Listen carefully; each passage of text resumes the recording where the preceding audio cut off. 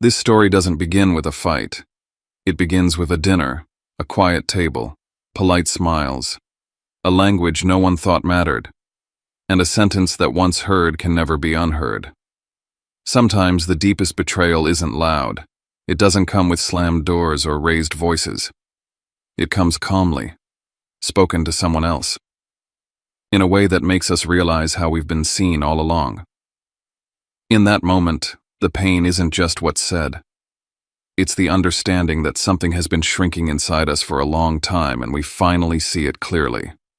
This isn't a story about punishment or taking sides. It's about that instant when the room keeps moving, the conversation goes on, and inside everything freezes. When we're forced to ask ourselves a hard question, how much of who we are did we silence just to belong?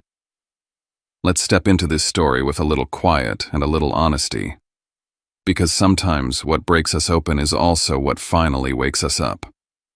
My name is Dash Holloway, and I've carried this like a bruise you can't show anyone. I'm going to tell you what happened that night, what I found afterward, and how a language I learned in silence became the one thing that saved me. But before I share my story, I want to know you're here with me. Just say listening in the comments or tell me where you're watching from. Sometimes even the smallest connection can make a story feel heard. Thank you. And if you can hit subscribe, because I'm not telling this for drama. I'm telling it because there are people out there living inside a marriage where they feel invisible, and I don't want you to go through that alone. Thank you. And now let me tell you everything. My life didn't blow up in a courtroom or a screaming match. It started in a mirror. Chicago fall, Lincoln Park, the kind of cold that sneaks under the window frames and lives in the walls. Veronica V, to everyone who wanted to sound like they knew her, stood at our bathroom counter in a silk robe, curling her hair with one hand and holding her phone with the other. The screen light kept flashing across her cheek as she murmured into the speaker like she was negotiating with oxygen. I stood behind her, straightening my tie in the mirror, then stepped closer and tightened the knot on hers, the way I always did when she was rushing. It was an old habit, almost sweet if you didn't look too hard. I asked casual, like I was talking about the weather. So what's the plan this weekend? And she didn't even turn around. Dry cleaning pickup. Your mom's birthday call. We need groceries. And don't forget the building's maintenance guy is coming Monday, so clear the hallway. No fight, no heat. Just a list. Like I was her assistant and she was late for a flight. In the reflection, I watched myself nod like that was normal, like I hadn't just asked for a piece of our life and gotten a clipboard in return. From the outside, we looked solid. We had the Lincoln Park condo, the framed wedding photos, the vacations we posted once a year so people would stop asking how married life was going. Friends called us stable. People said we were the couple who had it figured out, and maybe we did for a while. But somewhere between year 7 and year 10, our marriage went from living together to managing a household. The conversations didn't stop, they just changed shape. They turned transactional. What time are we meeting the Carsons? Did you pay the HOA? Can you handle the repair guy? My name became a verb in our home. I was the one who handled things. I became the guy who made her life smoother, quieter, easier to operate. The shift didn't happen overnight. That would have been easier to point at. It was gradual, like a thermostat being lowered 1 degree every week until you wake up and realize you've been shivering for years. It started around the time V got promoted 2, maybe 3 years ago into a role that came with bigger meetings, bigger promises, bigger hungry smiles. After that, everything became about image. She started saying words like network with the kind of reverence some people reserve for prayer. She talked about caliber room's visibility. She didn't just want success, she wanted the story of success, something that looked expensive even if it wasn't. And in that story, she always seemed to be the main character. I began noticing how decisions happened without me. Not because she explicitly banned me from the table, but because she set the table for one. She'd say I already handled it with a bright, efficient smile. She'd say, "Trust me, I've got it," and my job was to agree. I tried once to reclaim a little space. Not a revolution, just a corner of my own life. I remember it clearly because it was so small and it still hurt. We were eating takeout on the couch, some documentary muttering in the background, and I said I'd been thinking about taking a creative strategy certification, something that could open doors, maybe let me pivot, maybe even freelance one day, something that felt like growth. V laughed, not cruelly, but the way someone laughs when they think you're being adorable. Dash, she said, drawing my name out like a sigh. You're built for stability. Don't make yourself tired trying to reinvent. You're fine where you are. Fine. That word did a lot of damage in my life. It didn't sound like hate. It sounded like permission to shrink. I didn't argue. I didn't ask why her dreams were ambition and mine were exhaustion. I just nodded and let the conversation die because picking a fight would have turned me into the needy husband who couldn't handle his wife's success. So I learned to keep certain parts of myself quiet. And that's where the Japanese came in.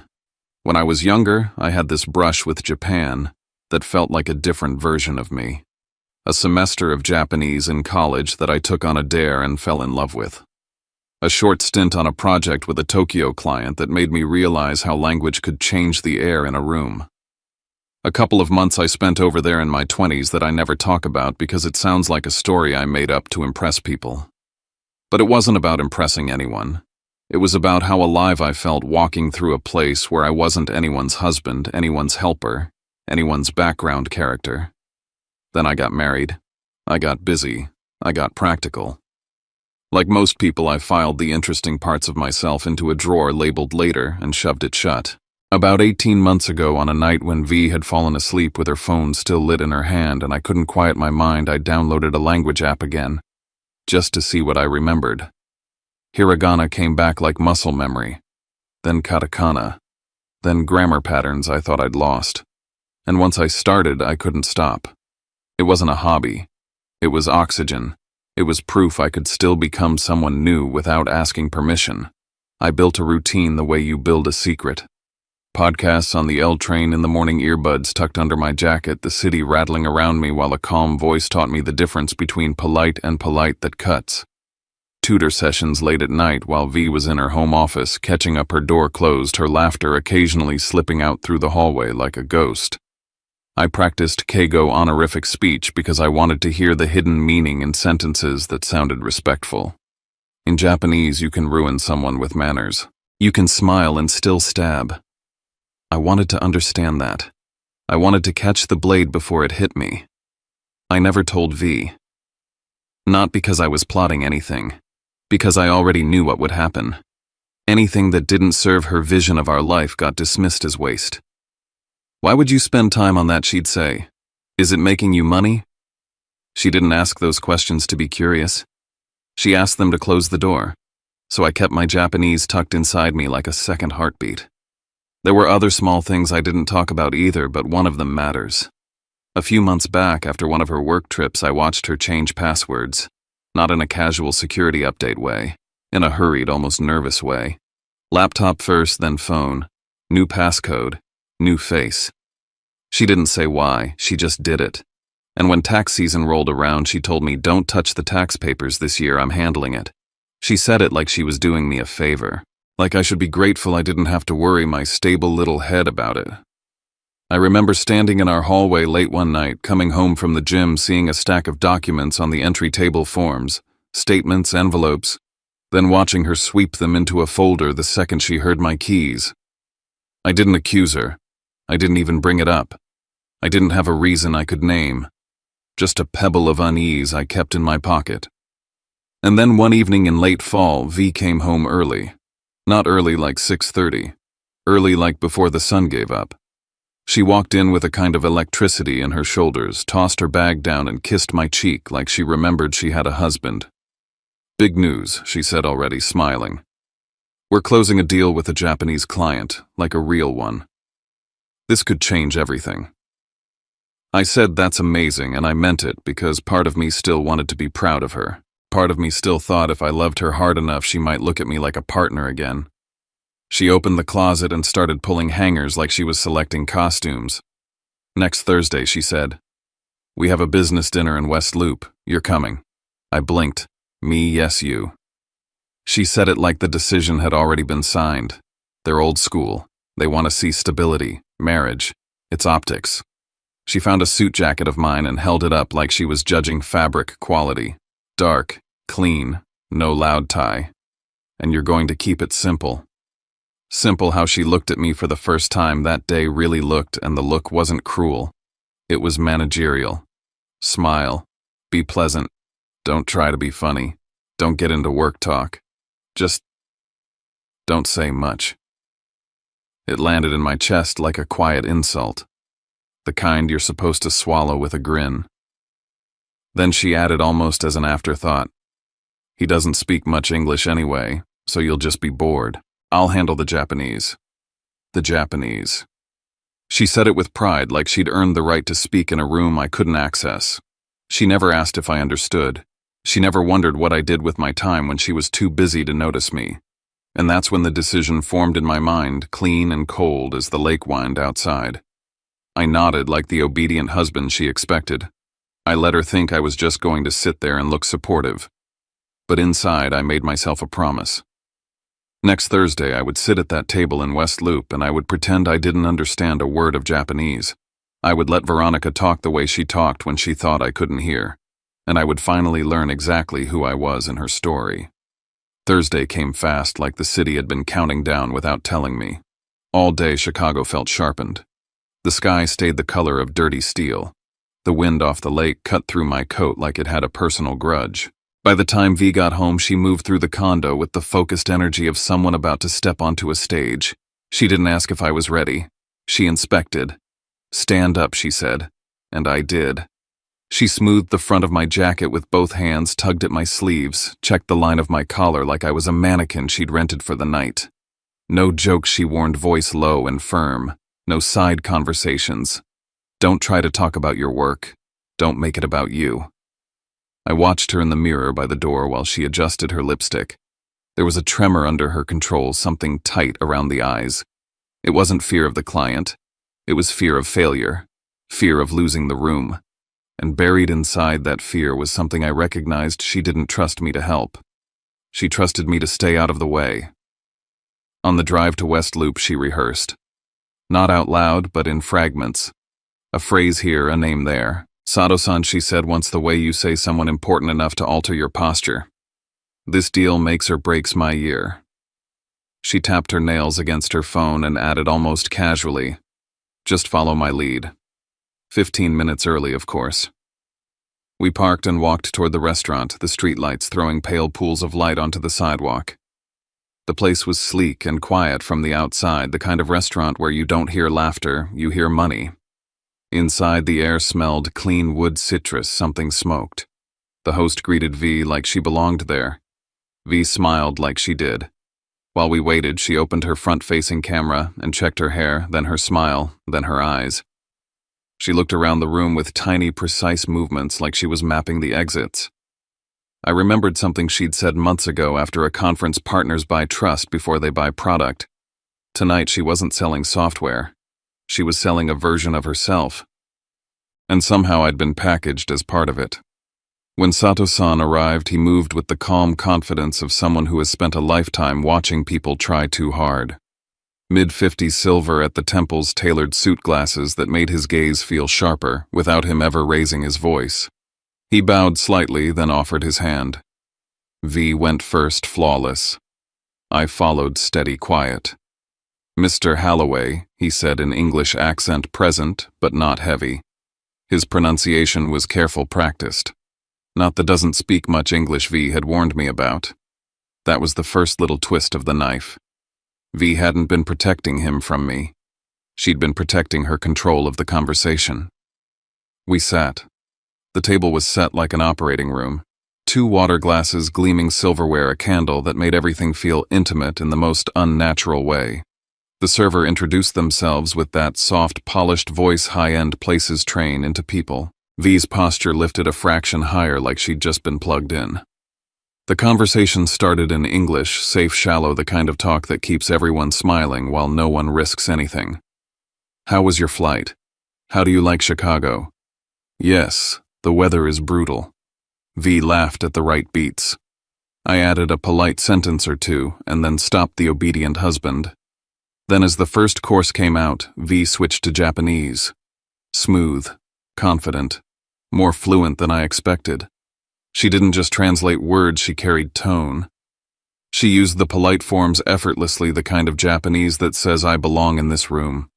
I lowered my eyes like I was lost. I even let my face drift into that mild, supportive blankness people wear when they're out of their depth. Inside my mind stayed razor sharp, catching every honorific, every careful dodge, every choice of phrasing. Sato-san asked about market expansion. V answered with clean, assertive optimism. He asked about timelines. V gave him a story. Not a lie, exactly. More like a painting with the shadows edited out. She spoke like she was the engine behind everything. The way she spoke, you'd think no one else existed in her company. I sat there and let it happen because that's what I'd promised myself. Listen, don't flinch. Let her show you who she is when she thinks you can't understand. Halfway through, Sato-san turned his head slightly toward me and asked in Japanese, polite and direct, what I did. The question was gentle, almost generous. A door opening. I was ready to answer in English, short, respectful, the way V wanted. I took a breath. V cut in before I could make a sound. Oh, she said in Japanese, light laugh tucked into the sentence like decoration dashworks in branding. A smaller agency. It's not anything too serious. She waved it off with a softness that felt like a pat on the head. He's more of a home person. He likes stability. My fingers tightened around my water glass. I kept my smile. I kept my eyes calm. But inside, something twisted. Sato-san nodded once, slow. He didn't interrupt her. He let her continue. V leaned in just slightly, like she was sharing a private truth with him, and she said it in Japanese with the kind of polished warmth that makes a cruel thing sound reasonable. Honestly, he's here for optics. He's great at showing up and being supportive, but I handle the decisions. For a second, the candlelight seemed to flicker louder. It wasn't just that she dismissed my work. It wasn't even that she answered for me. It was the way she erased me without hesitation, reduced me to a prop while I sat 3 feet away, like I was furniture, like my presence had a function and my voice didn't. I felt my body go still in a way that wasn't choice, the kind of stillness that happens when your brain needs time to accept what it's hearing. My face stayed composed because I'd spent years learning how to keep peace in a room I didn't control. But inside I heard something crack sharp and clean like ice splitting. Sato-san's eyes flicked to me. Just once. A pause so small anyone could have missed it. But I didn't. His gaze held a question not spoken. A reassessment. Like he was weighing the power balance at our table and finding it off. The server placed another course in front of us, breaking the moment. V kept talking still in Japanese, still smooth, still selling. Sato-san responded with polite sounds, but the warmth had cooled. The rhythm changed. Then, as if to confirm what I'd just felt, Sato-san tried again. This time in English, looking at me directly, he said, "And you, Mr. Holloway, you enjoy your work." I opened my mouth. V answered first too fast. "He likes it," she said, smiling brightly like she was translating my life for me. "He's happy where he is." Sato-san's expression didn't shift much, but his tone went more formal when he turned back to her. He asked a question about process, about decision-making structure. The kind of question that sounds like business but is really character assessment. V answered smoothly, but I could hear the slight tightening in her Japanese now. The careful over-politeness people use when they sense they're being tested. I sat through the rest of the dinner like a man watching his own obituary get drafted in real time. I smiled at the right moments. I nodded when someone glanced my way. I played my role so well that even I almost believed it. By the time we left, V was glowing. She thanked Sato-san in Japanese, perfect bow, perfect smile. He bowed back, then looked at me again. It was a pleasure, he said in English, measured and soft. "I wish you well." The words were polite, but the way he said them felt like a message slipped under a door. In the car, V exhaled like she'd been holding her breath for 2 hours. That went great, she said, already scrolling through her phone. He's impressed, I can tell. I stared out at the dark Chicago streets sliding past the city lights smearing into lines like everything was moving too fast. My hurt didn't burn. It didn't even sting. It settled. It turned cold. And when my pain turned cold, it stopped being a wound and became a plan. V kept humming on the drive home like the city was applause and she was taking a victory lap. The heater in the car blew warm air that made the windows fog at the edges, and outside Chicago blurred into hard lines and traffic lights. She talked the whole way, not at me, just around me, like I was a quiet surface she could bounce her excitement off of. Sato-san liked the restaurant. Sato-san nodded at the projections. Sato-san smiled when she mentioned the rollout timeline. She kept repeating the phrase, good signal, the way some people say blessing, as if saying it enough times could make it permanent. I answered in small, safe pieces. That's great. Sounds promising. I'm happy for you. My voice came out even almost bored, and that was the point. Inside, I was replaying her Japanese in my head the way you replay a car accident you somehow walked away from. Not the words she said about business. The words she said about me. I sorted them like files. This one was dismissal. This one was control. This one was a warning. There was a difference between insult and strategy, and what she'd done at that table hadn't felt like a slip.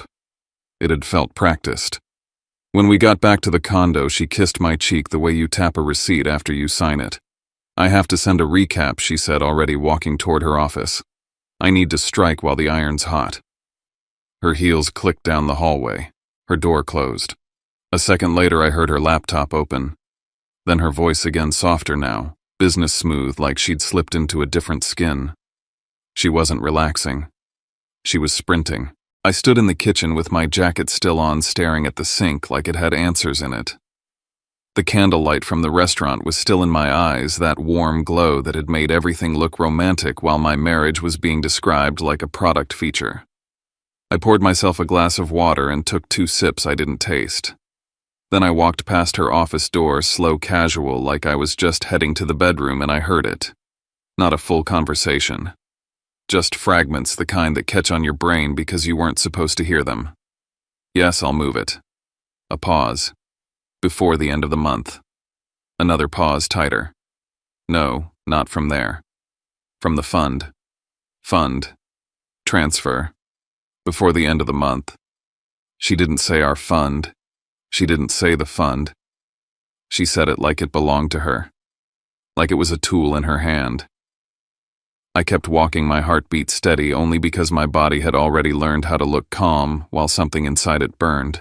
In the bedroom, I took off my tie and laid it flat on the dresser the way I always did, like keeping things neat could keep my thoughts neat. I sat on the edge of the bed and let my mind move backward through the past year, not as nostalgia, but as evidence. The password changes after her trips.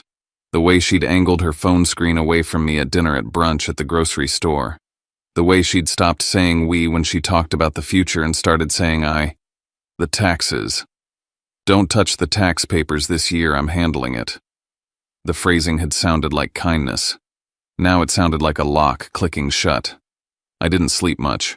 I stared at the ceiling and listened to the building settle. Somewhere down the hall, a neighbor's door closed softly. Outside, a siren passed and faded. V came to bed late, slid under the covers with her phone still in her hand, and exhaled like she'd run a mile. She didn't cuddle. She didn't ask if I was okay. She just fell asleep with her back to me, a barrier of warm skin that felt unreachable. The next morning, she was up before me. I heard her heels again, the familiar sound that always meant her day belonged to someone else. She moved around the condo in quick, efficient bursts, grabbing coffee, grabbing keys, checking her reflection in the hallway mirror. Busy day, she said, already halfway out the door. If I'm late, don't wait up. Sure, I said. She didn't hear the tone because she didn't stay long enough to. Once she left, the condo felt too quiet, like the air was holding its breath. I walked to the kitchen, opened my laptop, and did something I hadn't done in a long time. I looked at our shared calendar. Not because I was curious about her meetings, because curiosity had finally turned into calculation. At first it looked normal. Client calls, internal syncs, A lunch here, a conference room booking there. Then I saw it tucked between legitimate meetings like it was trying to hide in plain sight. OpSync, 30 minutes, 8:30 p.m. on a Tuesday. Another budget review at 9:00 p.m. the next week. And then a third one titled even more blandly, Catch Up, 8:45 p.m. Those hours didn't match her team's normal rhythm. Even when she worked late, it was usually from home laptop on door closed. These were off-hours events, the kind you don't want anyone asking about. I stared at the screen and felt a low, sour discomfort spread through my chest. Not proof. Not yet. But patterns were how you found the truth. I closed the calendar and told myself not to spiral. That was the trap. Spiraling turns you into the crazy spouse. Spiraling makes you confront too early with nothing but anger in your hands. If I confronted V right now, she'd look at me with that calm, superior smile and say I was insecure. She'd say I was imagining things because I couldn't handle her success. She'd delete whatever she needed to delete, and then she'd start building a story where I was the unstable one. I could see it clearly because she'd already practiced reducing me in Japanese. The only difference would be the audience. Around noon, I found the second piece without looking for it. I was walking down the hallway with a load of laundry when I heard the printer start in her office. The sound was familiar paper sliding the little mechanical hiccup as a page feeds.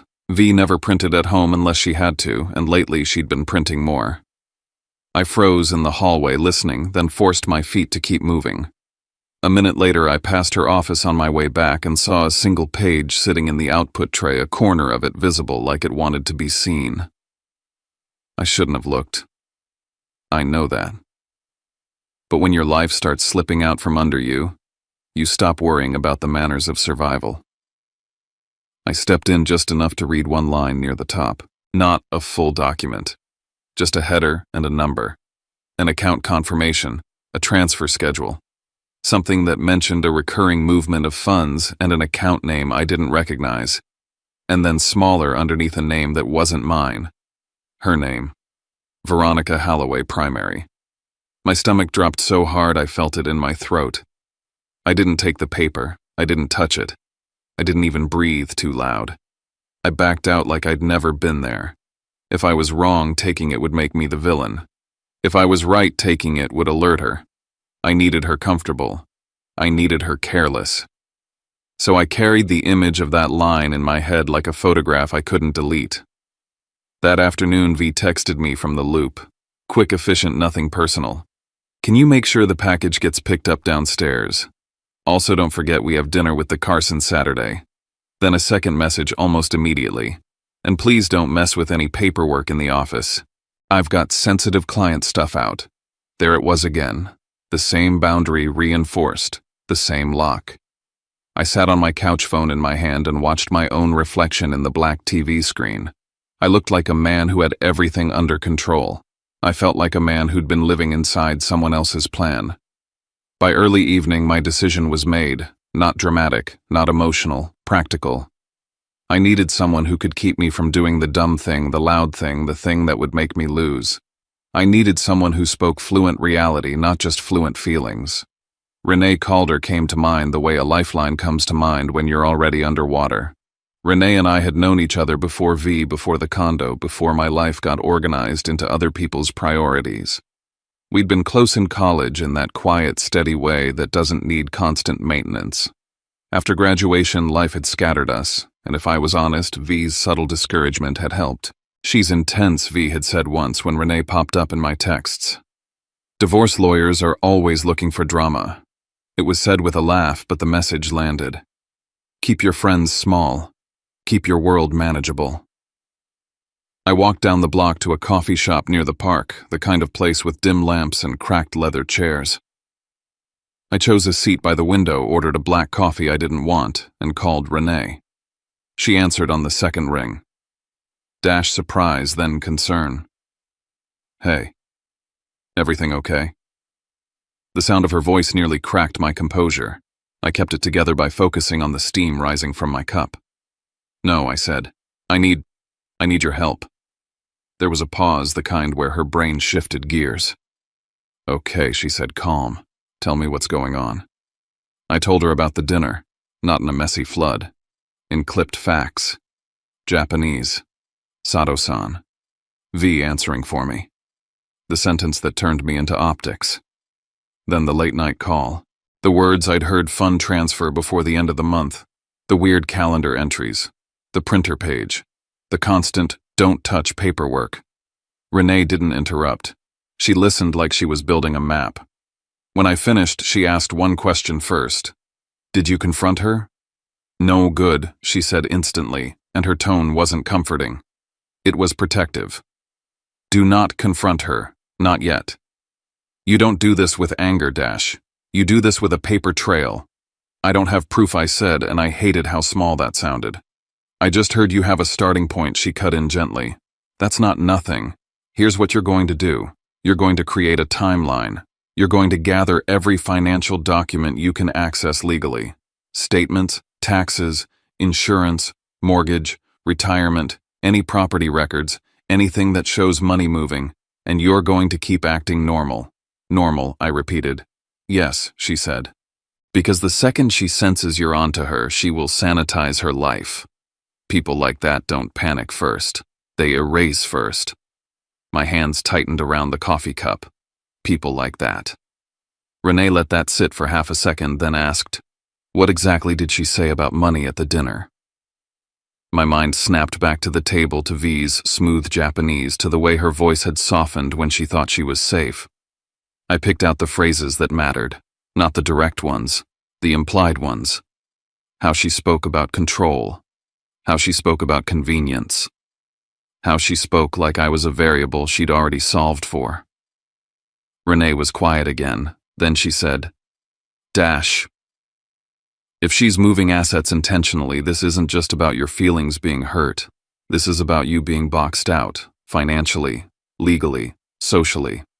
And if she paints you as the uninvolved husband, the one who doesn't understand, you could end up fighting for access to money that was yours the whole time. The air in the coffee shop felt thinner. So what do I do first, I asked. Tonight, she said, you don't do anything that leaves a trace. Tomorrow you start collecting what you can, and you call me again with what you find. We do this clean. I stared out the window at Lincoln Park, at people walking dogs and couples holding hands like the world was simple. I feel like an idiot, I admitted quietly.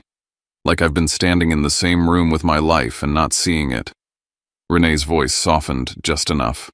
You're not an idiot. You're a decent person who assumed your spouse was also decent. That's not stupidity. That's trust. And trust can be used against you.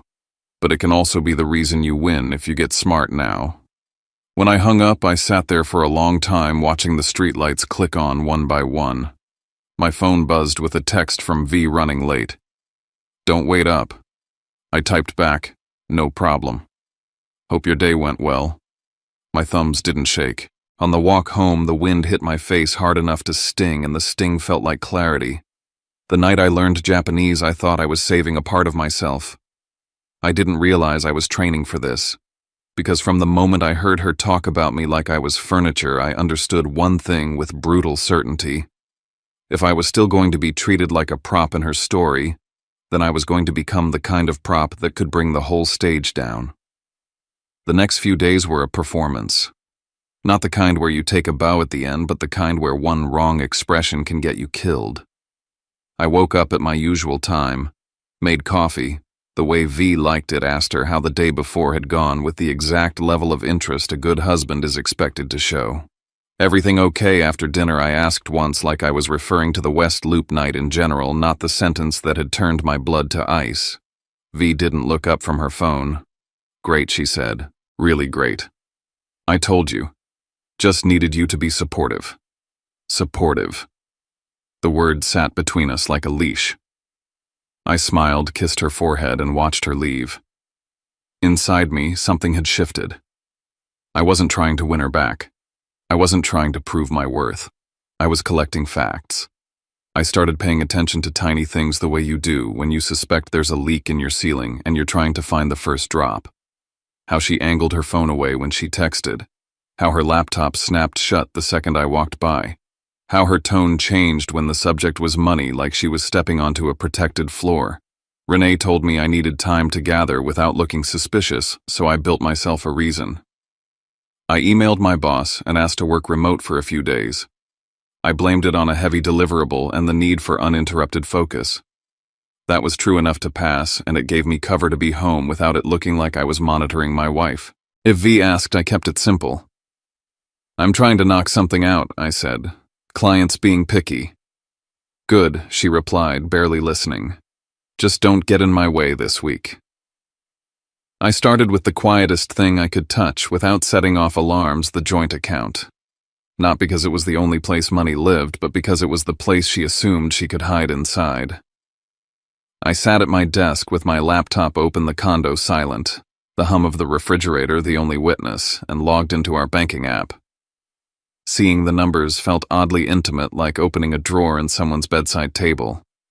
I downloaded statements as PDFs month by month, then saved them in a plain folder with a boring name. I didn't upload them to cloud yet. Renee had warned me about leaving digital footprints at home. First collect, then transfer safely. Once I had 3 years of statements, I did what Renee had told me to do. I made a timeline. I didn't look at the total balance first. I looked for movement, patterns, anything that repeated with the confidence of a habit. That's when I saw it. A small transfer automated every month, sometimes twice. Not huge. The kind of amount you shrug at when you assume it's a subscription or a bill. A few hundred here, 1,000 there. Always the same kind of reference code. Always to an account name that was abbreviated just enough to be vague.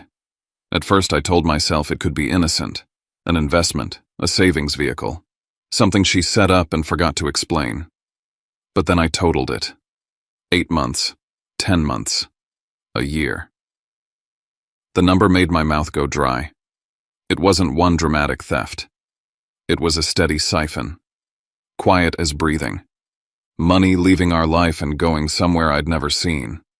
I took screenshots, then downloaded the transfer confirmations where I could. I wrote down the dates, the amounts, the reference codes. I didn't click contact support. I didn't message the bank through the app. I didn't do anything that would generate a notification V might see if she checked account alerts. I was learning to move like smoke. That night, V came home energized and irritated the way she always did when she'd spent all day performing competence for strangers. She talked about alignment and pipeline while she kicked off her heels. I listened like a good spouse, asking a question here and there, keeping my tone light. Then I set my first small test. A soft trap. Something that wouldn't start a war if she was innocent, but would tell me everything if she wasn't. So I said casually as I rinsed a plate, "We should probably look at year-end stuff soon. Taxes, savings, all that. I can take some of it off your plate." V's head snapped up too fast. It wasn't anger. It was reflex. "No," she said immediately, then softened it into a smile that didn't reach her eyes. "I already have an advisor helping me with everything. It's handled." With everything, I kept my voice gentle. Curious, not accusing. She waved a hand like she was brushing lint off a blazer. "Dash, you don't really understand that stuff. You get stressed out. Let me carry it." The phrasing hit me so hard I almost laughed. It was the same tone she'd used at the dinner table, just translated. "The same story you don't understand, I decide." I nodded. "Okay," I said. "If you're sure." V relaxed immediately, as if my agreement was the only proof she needed that I hadn't changed. She went into her office and shut the door. As soon as she did, I moved to the next step. The drawer. The paperwork she'd told me not to touch. I didn't rip it open. I didn't rummage like a thief. I opened it with care like a librarian. I looked for things that would plausibly be there: insurance policies, tax returns, HOA documents, mortgage statements. I photographed pages quickly, then placed them back exactly where they belonged. I took my time not to make noise. I listened for her footsteps. That's when I found the second gut punch. A printed confirmation letter for an account I'd never heard of. Her name listed as the account holder. An opening date that lined up almost perfectly with her promotion 2 years ago. Not last week. Not after the dinner. This had been in motion for a long time. The dinner wasn't the beginning. It was a checkpoint. My hands stayed steady while I took the photo. My mind didn't. Because once you realize someone has been planning around you for years, you stop asking if you're paranoid and start asking how far the plan goes. The next morning, while V showered, her phone buzzed on the counter. I didn't touch it. I wasn't going to become that guy. But the screen lit up and I caught a name in the preview. A first and last name. Not a pet name. Not a friend nickname. A workplace name. Maya Klein. The message was short. Something like confirming tonight's ops sync. Same place. My heart thumped once heavy, then leveled out. Ops sync. There it was again, crawling out of the calendar and into real life. V came out of the bathroom and flipped the phone over in one smooth motion, too smooth like she'd done it before. "I'm late," she said, and moved past me without meeting my eyes. I waited until she left, then I sat down and did the one thing Renee had told me to watch for Beyond Money narrative. The story V was building about me, the way she framed me to other people. Because money could be divided in court, but a story could poison everything. A story could make a judge think I was uninvolved. A story could make her company think I was unstable. A story could make mutual friends stop calling. That afternoon, while I was working in a coffee shop near my agency downtown, I saw an email pop into the shared inbox we still used for household stuff. It was a follow-up from Sato-san's assistant, polite and concise, summarizing the dinner and next steps.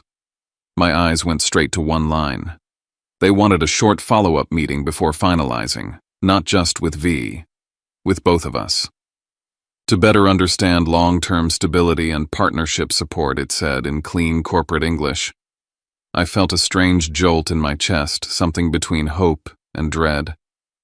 Then I heard the condo door open in my mind, V coming home, seeing that email, realizing the client wanted to see me as a person.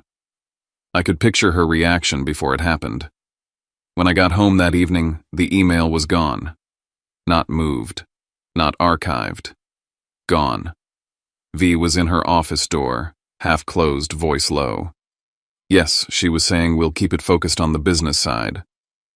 I didn't ask what she was talking about. I didn't let my face change. I poured myself water and went to the bedroom like I was tired. Later, when she finally came to bed, she fell asleep fast. The kind of sleep people get when they've been lying all day and their body is relieved to stop performing. I lay there in the dark and opened my notes app, screen dimmed as low as it would go. I wrote down everything. The automated transfers, the account confirmation with her name, the opening date, Maya Klein's message preview, the deleted follow-up email from Sato-san, the ops sync meetings at weird hours. I wrote it all in plain language with dates because memory is slippery when fear is involved. The next morning I met Renee in River North. She didn't offer sympathy first. She offered structure. I slid my phone across the table and showed her the photos. The bank patterns, the account letter, the dates. I told her about Maya's name popping up. I told her about Sato-san's email and how it disappeared. Renee's jaw tightened in that way lawyers have when they're seeing a case form in front of them. Okay, she said finally. This isn't just a spouse being controlling. This looks like intentional separation, maybe concealment. What does that mean for me, I asked, and my voice was calm enough to scare even me. It means you don't do anything impulsive, she said. You keep gathering.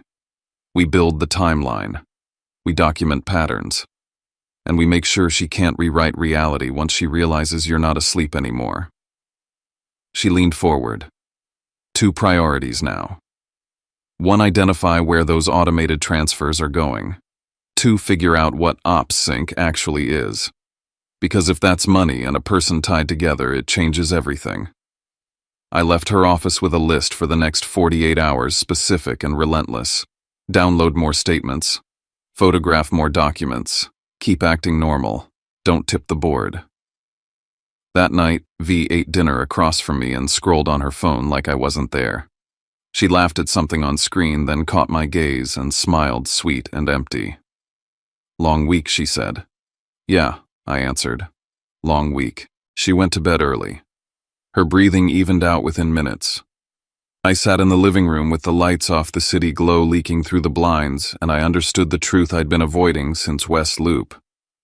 I wasn't just investigating a marriage. I was investigating a plan to remove me from my own life quietly, politely, with paperwork and smiles. And if I was going to survive it, I couldn't be the man she thought would keep nodding. I had to be the man who listened, documented, and struck without warning. The first time I called the bank, I did it from my car with the engine off and the heater barely running. The parking lot outside a grocery store in Lincoln Park isn't dramatic, but that's the point. Most disasters don't come with music. They come with ordinary backgrounds, so you don't recognize them until you're already inside. My hands were steady on the steering wheel while I waded through the automated menu, pressed the numbers, verified my identity, and forced my voice into something neutral. No anger, no accusation, just a husband asking a question he had every right to ask. "I'm a joint account holder," I said when a representative finally picked up. "I need details on an automated recurring transfer coming out of our account. I want the receiving account identifier, and I need any documentation you have on when and how the transfer instruction was set up." There was a pause while she typed. The faint click of keys. The kind of sound that makes your stomach clench because it means the truth is being pulled from a system that doesn't care about your feelings. "Okay," she said. "I see the recurring transfers you're referring to. They were established 8 months ago." My throat went tight. "By who as a joint owner I can confirm that the instruction originated from an authenticated device," she said carefully, like she'd said this line before. "It was verified using a method tied to an additional phone number on file." "An additional phone number," I repeated, keeping my tone flat even as something cold slid through my ribs. "What phone number? I can't provide the full number," she said, "but I can confirm it does not match the phone number currently listed for you." A single sentence delivered politely changed the shape of my life. Because that wasn't my wife managing finances. That wasn't my wife forgot to explain an investment. That was my wife setting up a pipeline using a verification method I didn't control, sending money to a destination that didn't list me as an owner. Intentional, designed, quiet. "Is the receiving account a joint account?" I asked. "No," she said. "The destination account is not listed as jointly held by both parties. It appears to be under a separate ownership profile." I stared through my windshield at a man loading bags into his trunk, unaware that my marriage was being dismantled in real time. "I need a copy of whatever confirmation you can provide," I said. "Set up date, transfer schedule, and the destination identifier." She told me what they could and couldn't send, which forms I'd need, what would arrive by email, and what required a request code. I wrote down the code with the same hand I used to take notes in meetings at work, like this was just another deliverable. When I hung up, the silence in the car felt heavier than the winter air. I didn't call V. I didn't text her. I didn't confront. Confrontation would have been theater, and she was better at theater than I was. I drove straight to River North and walked into Renee's office with my jaw set and my stomach hollow. Renee took one look at my face and didn't waste time on small talk. "Tell me," she said. I slid my notebook across her desk with the request code and the details I could legally obtain. I told her exactly what the representative said about the authenticated device and the additional phone number. I watched Renee's expression tighten, not shocked, not emotional, just focused. "That's important," she said, "because it shows you didn't authorize it and she created a pathway you don't control." She pulled out a legal pad and started drawing what she called the map. She wrote V's name on one side, mine on the other, and between us, she drew the joint account. Then she drew arrows out of it, labeling each line with what we already knew. Recurring transfers, unknown destination, separate ownership, possible advisor, possible shell accounts. "Now," she said, tapping her pen against the paper, "we assume there are other branches. People don't create one pipeline and stop. They build a system." She asked for everything. Pay stubs, insurance policies, the condo mortgage docs, retirement accounts, any investment statements I could access. She asked if we had any property beyond our condo. I almost laughed. "Not that I know of," I said, and the words tasted bitter. "That's exactly why we're going to find out," she replied. That night, I went home and played the husband. V was on the couch, laptop open, a spreadsheet on her screen that she snapped closed the second she saw me. Long day, she said, voice sweet in that way that meant she was watching me. Same, I said. Clients being a pain. She studied me for half a second longer than normal. You've been working at home a lot, she said. Not a question, a probe. Deadline, I replied, shrugging. It's easier to focus here. Uh-huh, she said, and the sound carried a warning. Then she smiled and walked over and smoothed my collar the way she had before the dinner. The gesture looked affectionate to anyone else. To me, it felt like someone checking a tag to make sure the merchandise hadn't been swapped. 2 days later, I found the second branch. It came disguised as something boring, because that's how these things always hide. I was looking through documents we kept for the condo HOA letters insurance renewals when I saw a printed email thread tucked behind a stack of unrelated papers. It wasn't addressed to me. It wasn't even meant to be in that drawer. It had likely been dropped there in a hurry. The subject line was bland closing timeline. I scanned it quickly just enough to make my skin go tight. It referenced a unit number, a deposit, and a property management company I didn't recognize. A condo, not ours. Another address. Another set of numbers. My pulse hammered once, then steadied. I took a photo, then another, and put the paper back exactly as I found it. In the bathroom mirror later, I looked at my own face and realized I wasn't shocked anymore. I was angry, yes, but shock had burned out. Shock is what you feel when your life collapses suddenly. This was something else. This was realizing your life had been quietly rearranged while you were still living in it. Renee confirmed what my gut already knew. If she put down a deposit or bought a property in her name only using marital funds, that becomes part of the marital estate, she said. But we need documentation. We need proof of where the money came from. So I started tracking V the way you track a storm, not by chasing it, by watching patterns and pressure changes. I used public things, building logs, the timestamps on the door camera feed that the condo association provided residents. I noted what time she left, what time she returned, and how those times lined up with her calendar's ops sync. I didn't follow her car like a desperate man. I followed the timeline like an investigator. One Tuesday, she left at 7:40 p.m., wearing a fitted coat and a kind of lipstick she didn't wear for normal meetings. She returned close to midnight. No dinner smell on her. No tired eyes. Just that slightly flushed look people get when they've been somewhere they wanted to be. The next morning, I found a charge. Not on the joint account this time, but on a printed summary sheet she'd left on the kitchen counter by mistake, one of those quick overviews advisors generate full of categories and numbers. My eyes caught a line that made my chest tighten. A hotel, near the Loop, dated the night of ops sync. The charge didn't list who was with her. It didn't say Maya. It didn't have to. It said enough. A late-night meeting didn't require a hotel room. Not in your own city. Not when you lived 20 minutes away. I didn't touch the paper. I didn't react. I snapped a photo as I walked past my phone, held low like I was checking the time. Then I went to the sink and ran water over a plate I wasn't actually washing because I needed the sound to keep my breathing normal. That afternoon, I checked another channel Renee had suggested, one most people forget exists until it ruins them: loyalty accounts, travel points, reservation apps, anything tied to an email address or phone number. We still had one household email for building notices and shared subscriptions. V hadn't bothered to separate that yet. There it was, a confirmation email sitting in the inbox like a confession, not explicit, not romantic, just details.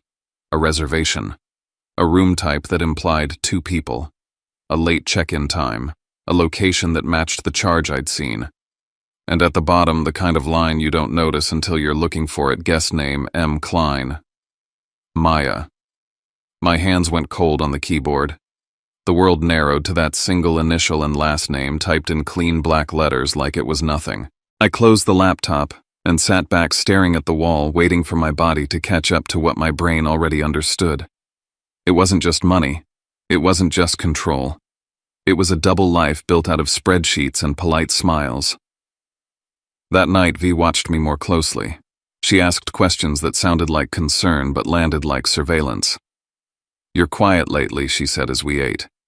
"You okay?" "Just tired," I replied. "Work's heavy. You've been on your phone a lot." she said, slicing her food with precise little movements. Emails, I said, not looking up. She set her fork down. She began tone softening into something almost sweet. I need you steady right now. This deal is huge. Sato-san likes stability, family support. If you start acting weird, it reflects on me. There it was, the leverage, not love, reputation. I nodded like I understood. I've got you, I said. Her shoulders loosened by a fraction. She believed the mask again. 2 days later, she dropped the next move on the table like it was a gift. We were standing in the kitchen and she was scrolling her phone with that casual authority she used when she wanted something to feel inevitable. This weekend, she said, we're meeting my financial advisor. I kept my face neutral. Why? So we can get organized, she said too quickly. Sign a few things, clean up some accounts, make next year easier. She smiled and it looked warm until you saw the impatience behind it. It'll be quick. Just paperwork. Paperwork. The word hit like a bell. Because paperwork was how she moved people without leaving fingerprints. Paperwork was how she turned choices into signatures. Sure, I said, forcing my voice to stay easy. Whatever you need. V's eyes searched mine for a crack. She didn't find one. She kissed my cheek satisfied. Thank you, she said. This is important. As soon as she walked away, I pulled my phone out and texted Renee with hands that finally shook a little. I told her about the advisor meeting. I told her about the hotel charge and the confirmation email with Maya's name. I told her the recurring transfers were tied to an authenticated device that wasn't mine. Renee's reply came back immediately. Do not sign anything. Play along. We'll plan. I stared at the message until the words blurred. Then I looked across the condo at the closed door of V's office. She was speeding up. Bringing paperwork into the open meant she was confident enough to push. It meant she believed she'd built the runway, and all I had to do was walk onto it. If she was accelerating, I had to accelerate smarter. Because when two people run toward the same finish line, only one of them gets to decide what happens there.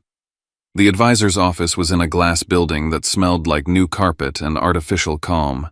Everything about it was designed to make you lower your guard. Soft chairs, neutral art. A bowl of mints on the table like this was hospitality instead of strategy. V walked in like she owned the place, heels sharp on the floor, smile already loaded. She introduced me with that same polished tone she'd used with Sato-san, like she was presenting a product with a clean warranty.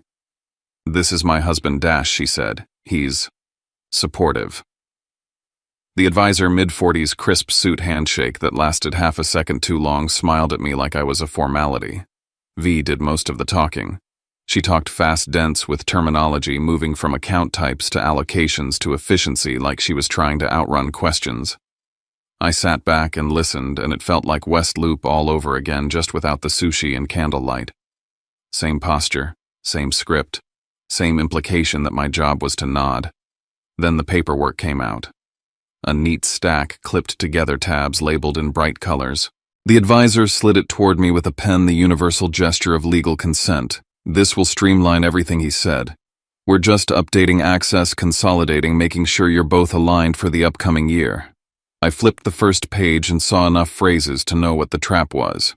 Authorization, consent, transfer permissions, a structure that would move money without needing my signature later.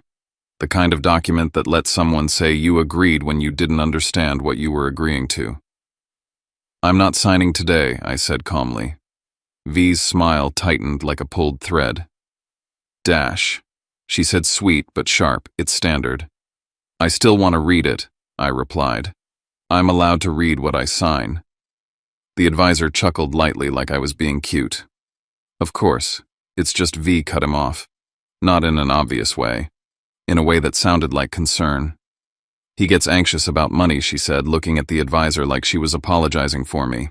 He doesn't really understand the mechanics. If you explain too much, he spirals. Just keep it simple. There it was. Out loud. In English. In front of a third party. My face stayed still, but something inside me went perfectly quiet. Because the sentence wasn't about me. It was about the story she needed other people to believe. I was the nervous husband. The simple one. The one who didn't get it. The one who needed her to manage the world for him. I looked at V and held her gaze, not angrily, just steadily, and I watched her blink first. "I'm not spiraling," I said, voice even. "I'm reading." V's expression shifted. A flicker of annoyance slipped through the polish. "We don't have time for this," she said, the sweetness draining. "This is for our future." "Our future," I repeated, letting the words hang. "Yes," she pressed. "For the plan. For next year. For what I'm building." What she meant was clear for what she was building without me. "I'll take copies," I said, and I held out my hand for the packet. The advisor hesitated, then slid the stack toward me. V's eyes narrowed. "Why are you making this hard?" she asked, voice low now. "I'm not," I said. "I'm being careful." "Careful," she scoffed. "Or controlling." The projection was so clean it almost impressed me. We left with the papers in my bag and tension in the air like static. In the elevator, V stood too close, her perfume sharp, her jaw clenched. "You embarrassed me," she hissed under her breath. I didn't say anything, I replied. "You didn't cooperate," she shot back. "There's a difference." Back in the condo that night, she played a new game. The guilt game.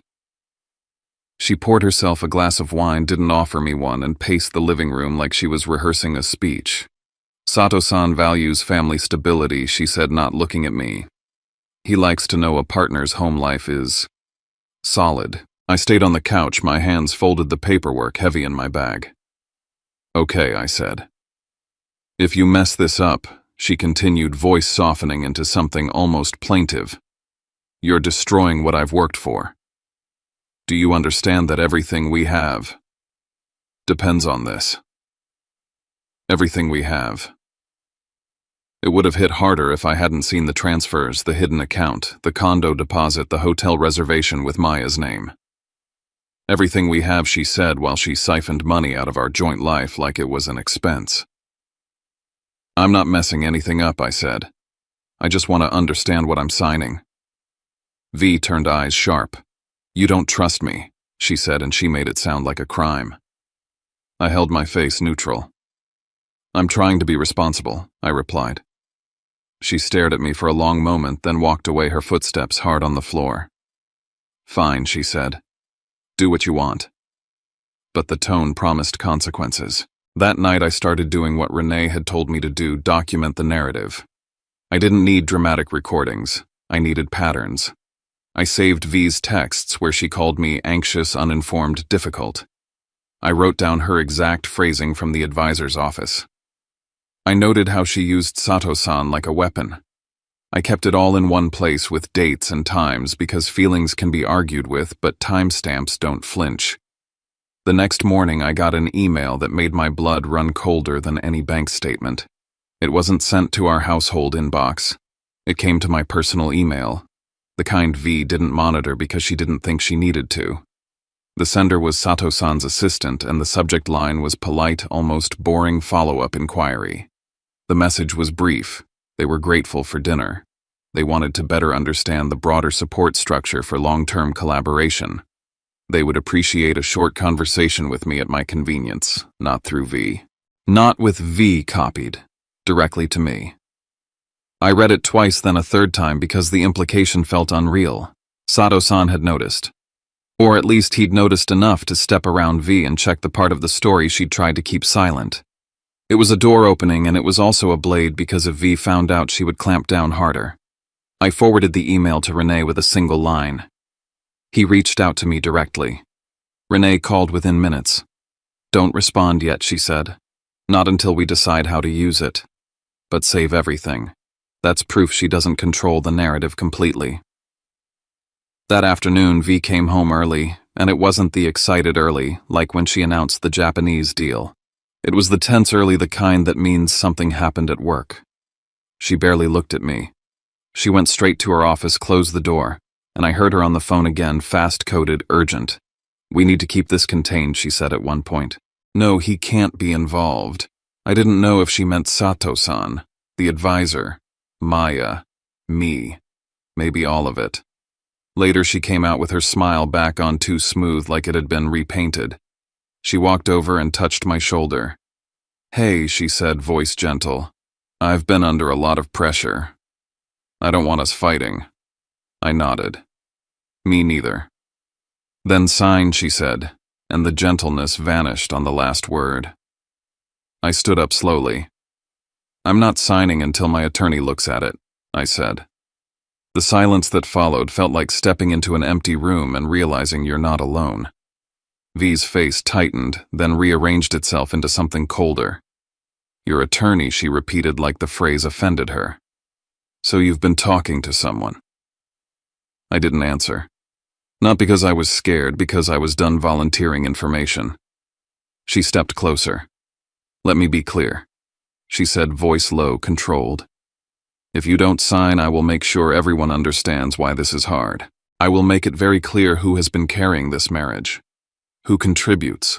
Who has been holding us back? Holding us back. The way she said it, you'd think I'd been dragging her through mud instead of building a home around her ambition. I looked at her, and for the first time I didn't feel love in the room. I felt negotiation. I felt a hostile takeover dressed up like marriage. That night I went back to Renee's office with the advisor packet in my bag and V's threat still ringing in my ears. Renee spread the papers out on her desk, reading quickly, eyes narrowing at specific clauses. This is exactly what I thought, she said. Consent language, authorization. It's designed to limit your objections later. Can she do it without me? I asked. Not if we move first, Renee said. She slid her chair closer and lowered her voice like we were discussing something sacred. Here's what we're going to do. We pick a morning. We file for divorce and we deliver an evidence package to her company's compliance department the same day, the same window. So she can't sanitize her accounts, can't spin the story, can't go to work first and frame you. My stomach tightened. That's nuclear. She's already gone nuclear, Renee replied. She just did it quietly. We're simply making it visible. Renee outlined what she needed from me to make the package heavy enough to land. A link between Maya and the money, or Maya and the hotel nights, or Maya and a conflict of interest pattern at work. Something that took this from ugly marriage behavior to documented misconduct. When I left Renee's office, the city felt different. Not hostile, clear, like the skyline had edges again. At home, V was asleep on her side of the bed, face calm, breathing easy. She looked like someone who believed the outcome was already decided. I stood in the doorway and watched her for a moment, not with tenderness, but with the detached focus of a man studying an opponent. I realized then that the worst night of my life hadn't been West Loop. West Loop was just when I heard the truth. The worst moment was always the one right before you strike back, when the person who's been controlling you thinks you're still under their hand. Friday morning arrived with the kind of cold that makes the city feel sharpened. I was already seated in Renee's conference room before most of Chicago had finished its first cup of coffee. The blinds were half open, letting in a thin gray light that flattened everything it touched. On the table in front of me were 3 stacks of paper aligned with a precision that felt almost ceremonial. The divorce petition fully prepared and ready to file.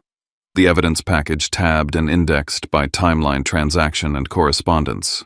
And a short clinical summary Renee had drafted reconstructing the exact language Veronica had used in Japanese at the dinner in West Loop, stripped of emotion and written the way lawyers write facts when they want them to survive contact with reality.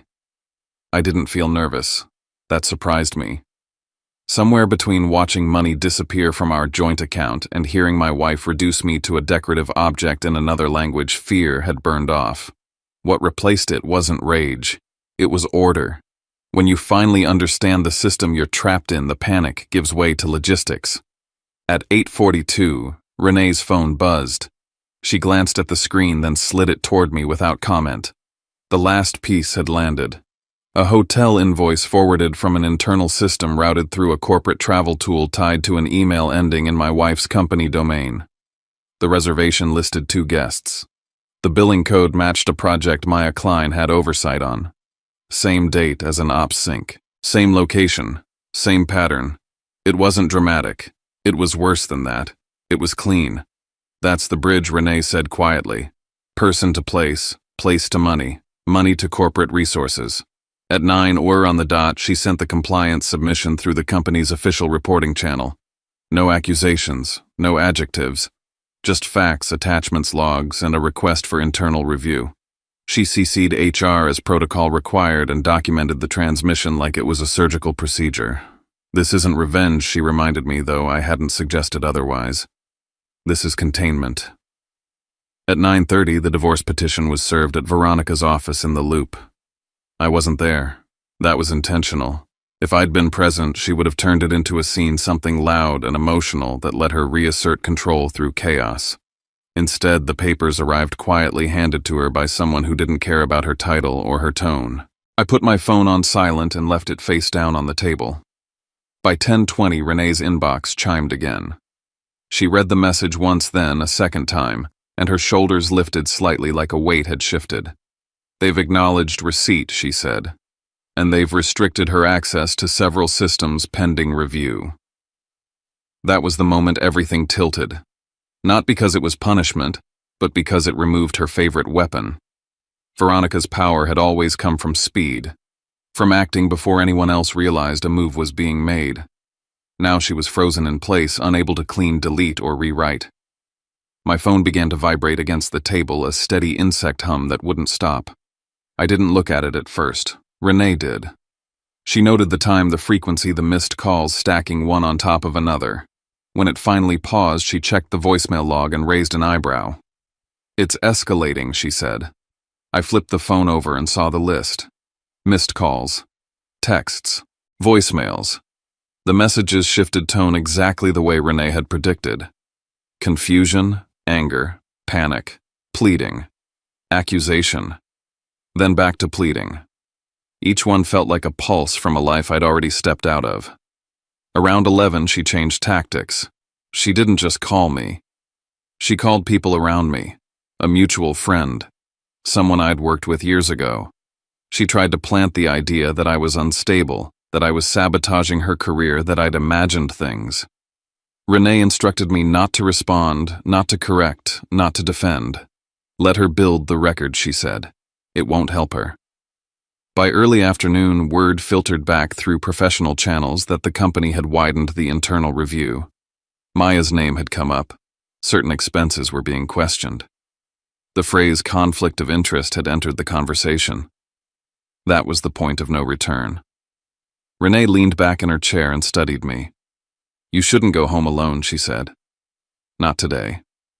We arranged for an escort, someone neutral, someone official enough to keep the temperature down. I didn't argue. Control once taken away makes people unpredictable. Just before we left her office, my phone lit up again, this time with a message from an unfamiliar number.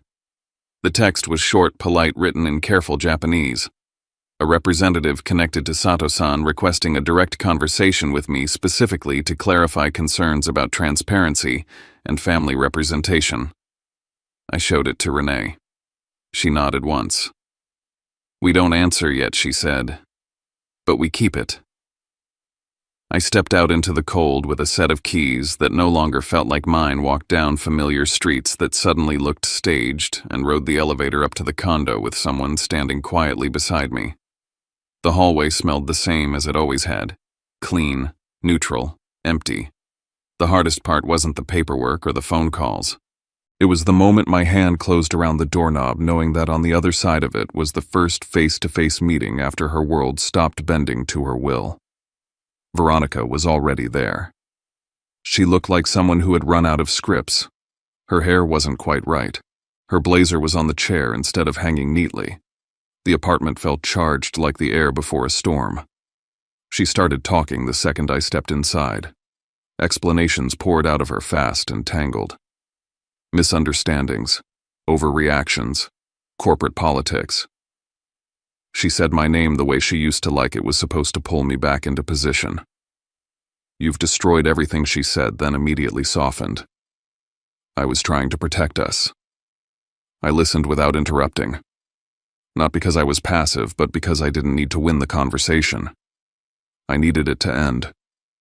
She shifted tactics when she realized emotion wasn't working.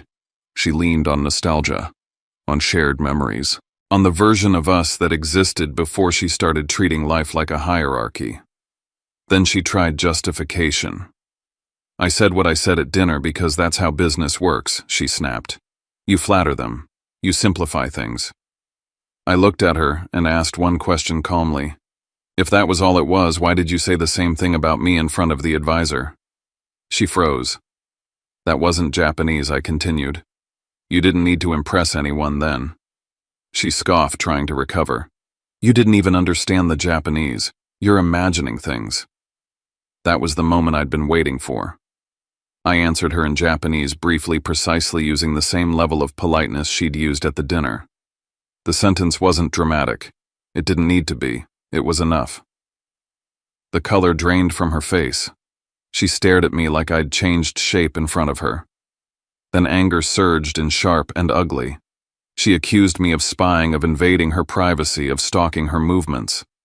Renee stepped forward and ended that line of attack with a reminder of what had been gathered legally and what had already been documented. The threats deflated. I packed a suitcase without rushing. Each folded shirt felt like reclaiming a square inch of myself. Veronica alternated between crying and lashing out. I didn't match either rhythm. She tried one last time, telling me I'd get nothing, that she'd planned for this, that she made more money and had better lawyers. Renee corrected her with facts. About joint funds, about unauthorized transfers, about attempted coercion, about consequences. Months passed the way months always do when a life is being dismantled carefully. Through filings, through negotiations, through accountants tracing money and naming it properly. The outcome wasn't cinematic. It was fair. Assets were divided, accounts disclosed, hidden structures exposed. The company's investigation concluded quietly, but decisively. Veronica lost the role she'd built her identity around. Maya was removed. No press.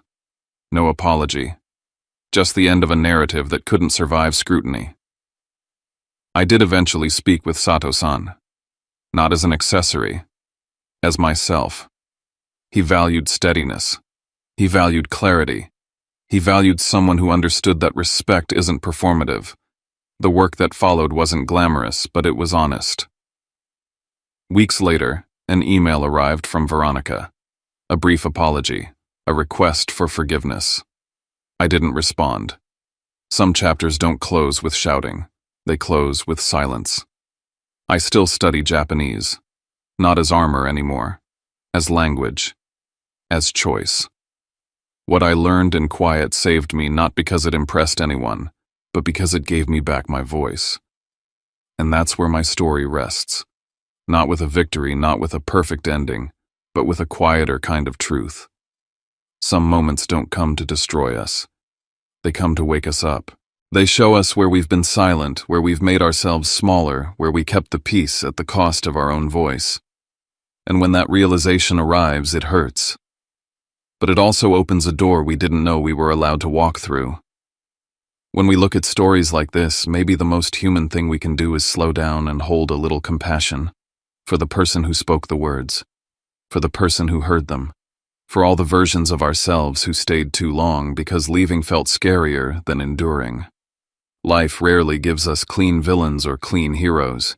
It gives us people trying, failing, protecting themselves in ways that sometimes wound others without fully seeing it.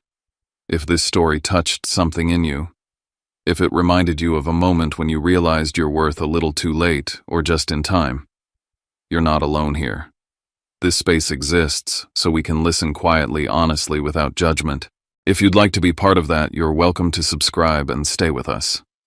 And if you feel like it, you can leave a few lines in the comments, your thoughts, your story, or simply a word to say you were here. We read them. We hold them. Thank you for sitting with this story and with me. Take care of yourself, and I hope we meet again in the next one.